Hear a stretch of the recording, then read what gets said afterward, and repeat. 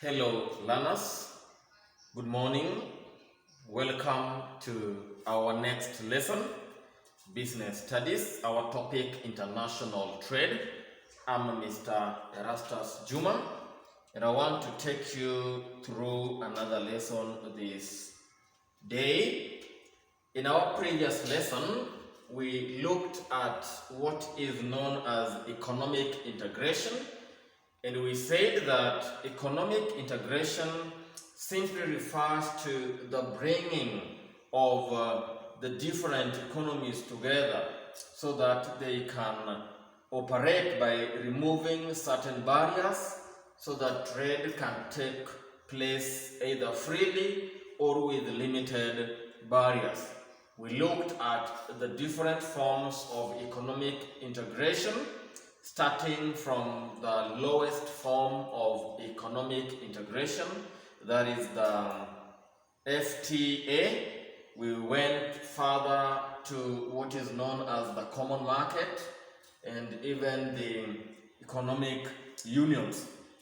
In this lesson, I want us to look at some of the importance of economic integration. Why should countries remove the trade barriers, or why should they eliminate certain tariffs so that trade can take place between them in an integrated manner?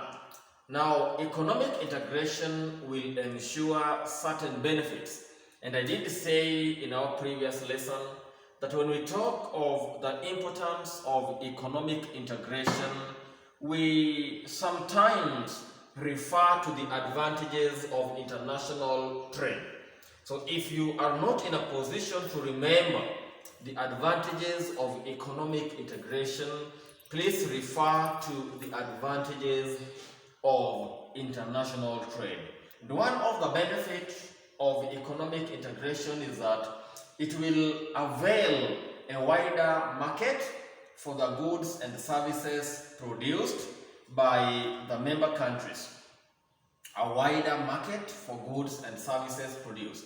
And this enables them to produce to their full capacity. Remember, when economies are integrated, it means that you don't just sell to one market, but you're in a position to sell to different markets, and that will ensure that countries or economies produce to their full capacity. It also enables the country to specialize in the goods they produce best. So the concept here is specialization. Remember, we talked of what is known as the comparative advantage. There are certain commodities that countries can produce best depending on the prevailing circumstances of those countries. Maybe the raw materials are readily available for the production of these commodities, and when such prevailing conditions are there, then will enable these countries to specialize in the production. And when specialization takes place, this makes them to effectively utilize their resources. Another advantage of economic integration is that it leads to promotion of peace and understanding among the member countries through the interaction. It's worth noting that even in the current situation, the coronavirus has caused a lot of issues between the countries. And recently you had the issues between the Kenya and Tanzania border, when there are border issues because of maybe the tests being done. Now, if there is integration, then there will be promotion of peace. Peace is an important aspect in humanity that countries should always ensure that they fight for. So it leads to promotion of peace and understanding among the member countries through their interaction. It also leads to high quality of goods and services being produced in the country due to the competition they face. You cannot produce a low quality product and fetch demand in the world market or in other countries.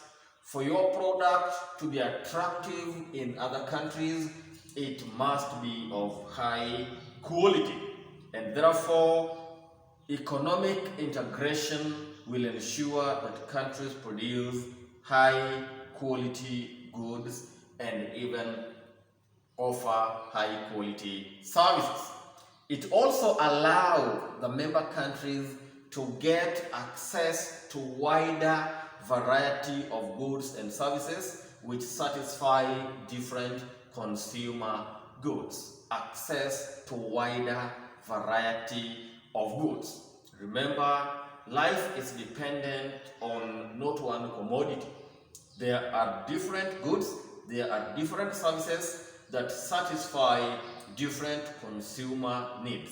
And sometimes this variety of goods and services may not be produced by one economy. There is need for integration so that different countries, depending on their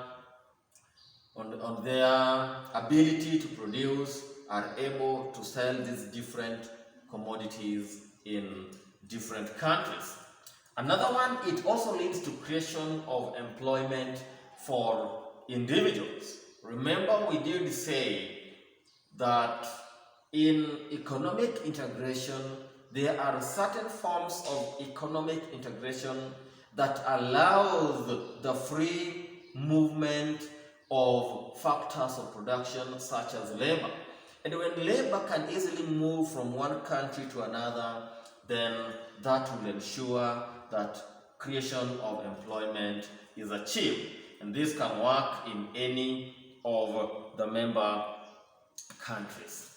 Now, those are some of the advantages of economic integration, and if we wanted to know some of the disadvantages of economic integration, we will go to what is known as the trade restrictions.